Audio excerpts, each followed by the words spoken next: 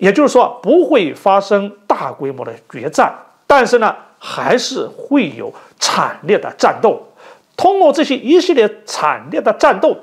照样呢会影响战争的进程，照样呢会形成大规模决战的这么一个结果。大家好，欢迎大家来到方红面对面。俄乌冲突现在到了一个非常关键的时候。我们看很多媒体以及很多这个评论家都在分析，有可能在未来若干天内，俄罗斯和乌克兰方面会在顿巴斯州这个地方展开一个像二战一样那个时候的大决战。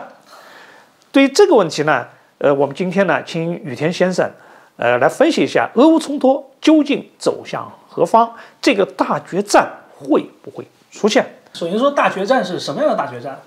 就在离这个那个顿巴斯地区不远呢，就北边地方库尔斯克地区。当年那个苏联跟德国搞了一次库尔斯克大会战。对这个大决战真是空前绝后几千辆坦克、几千架飞机搅在一堆的厮杀，打到最后那个坦克上都烟熏的都黑了，都分不清谁是谁的坦克了。当然也有，比方说像斯大林格勒那个这种大决战，这种决战就是城市攻防战了。所以说呢。首先是哪种形式的决战，其次呢，就是说现在的决战形式跟过去的决战形式是不是一样的？我觉得首先就是决战形式呢，就是城市攻防战，现在肯定是会打的。比方说现在在马里乌波尔就是打了一个城市攻防战嘛，打得很惨烈。那么是不是可以说现在的这种城市攻防战跟二战时候城市攻防战是一样的呢？当然形式差别当然是就很大了，因为现在的武器跟过去的武器呢完全就是天差地别。但是形式上也有一些一样的地方，因为城市作战嘛，大部分还是靠步兵分队来进行清剿，而装甲部队呢，在城市战中呢，会遭遇到很多的伏击，那个损失会很惨重，尤其是进攻方。那么至于最近媒体所说的这个顿巴斯大决战，因为他没有说清楚到底是野战还是城市攻防战，就刚才我们说野战基本上是不可能的。首先呢，就是那个地理条件，因为现在乌克兰处于翻浆期，泥土都是化冻了，大片的泥浆。坦克在里面很容易陷住，乌克兰唯一的办法呢，就是缩在城市里，然后呢就一点点硬耗。但是现在这个硬耗呢也有点问题。前期俄罗斯给他们的前方军队发布命令里面就有包括不伤害平民，然后就非常人道主义的这一套东西了。但现在经过这么1个多月的这个战争，现在平民该跑的都已经跑了，不跑的基本上也都是可以算作是敌人了，可以放开手脚了。再加上呢，俄罗斯任命了一位前线的总指挥。有了这个前线总指挥之后呢，我们就可以发现俄罗斯的空天军跟陆军之间的配合，那就是非常的默契了。以前好像空天军跟陆军是各打各的，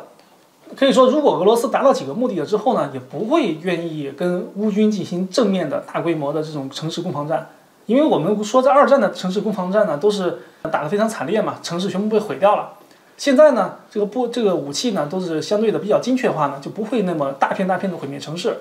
比方说用轰炸机，那个地毯式轰炸，或者是那个当年比如打东京那个燃烧弹就把东京全部给毁了。其实它那个杀伤比原子弹还厉害。也就是说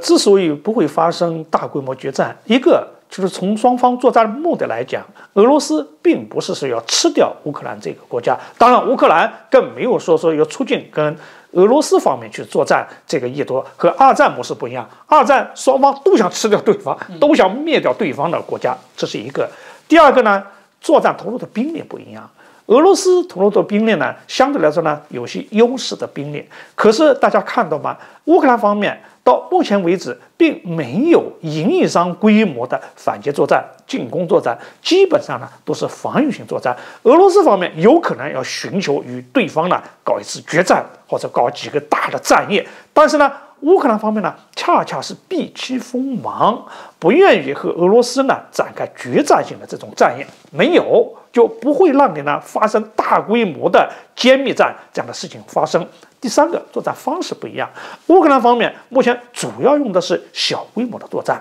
游击队的作战、袭击战、破袭战等等。那么这些作战方式就不会发生像二战那样大兵团对峙、大规模的作战，这种方式都不会发生。当然了，正如雨田刚才讲的，这不排除在一些城市里面还会发生一些惨烈的战斗。因为在城市里面，如果进行了稍大一点的规模的作战的话，都会造成了巨大的伤亡。也就是说，不会发生大规模的决战，但是呢，还是会有惨烈的战斗。通过这些一系列惨烈的战斗，照样呢会影响战争的进程，照样呢会形成大规模决战的这么一个结果。好，关于俄乌冲突究竟呢下一阶段如何发展呢？我们将继续关注。今天这个话题呢，我们就聊到这儿，欢迎大家继续关注方便面，下一期我们再见。